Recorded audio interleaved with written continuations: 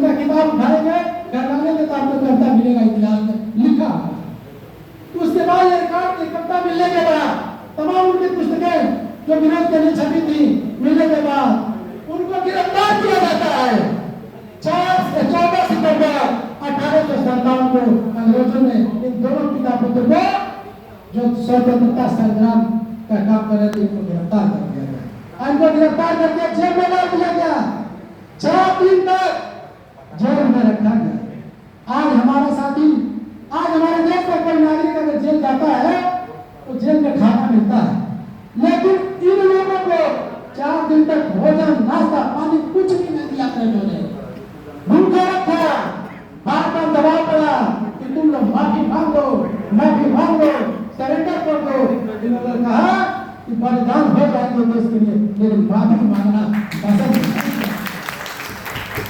उसके बाद से 4 दिन मुकदमा चला बेगम के खिलाफ, FIR करके अंग्रेजों के शासन में। जब 4 दिन मुकदमा चला, अंतिम दिन भी माफी मांगने का अवसर आया, नहीं मांगे तो कहा कि तुमको फांसी दी जाएगी। दोनों पिता पुत्र ने कहा ठीक है, फांसी स्वीकार है, लेकिन देश के लिए गुलामी स्वीकार नहीं है।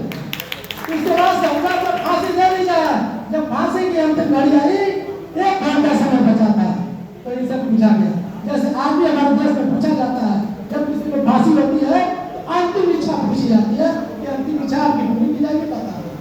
तो इनसे जब अंतिम इच्छा पूछी गई तो इन्होंने कहा कि मैं तुम्हारे हथियारों से मरना नहीं चाहता हूँ।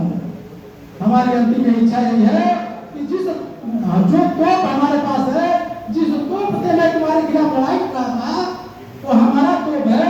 हमारे तोप के मुंह पर हमको बैठा दिया, मुंह में बैठा दिया जाए और तोप के मुंह पर बैठा के हमको उड़ा दिया जाए। हमको स्वीकार है कि तुम्हारे हथियारों से, तुम्हारे फांसी के हथियारों से हम मरना नहीं चाहते, हमारी हत्या से रुका दिया जाए, यही हमारी अंतिम इच्छा। और ऐसा उन्होंने कहा, इन्हीं के तोप में इनको लाश को बैठाया अंग्रेजों ने और बटन दबाए और उड़ा दिया। हमारे साथ हमारे संघर्ष और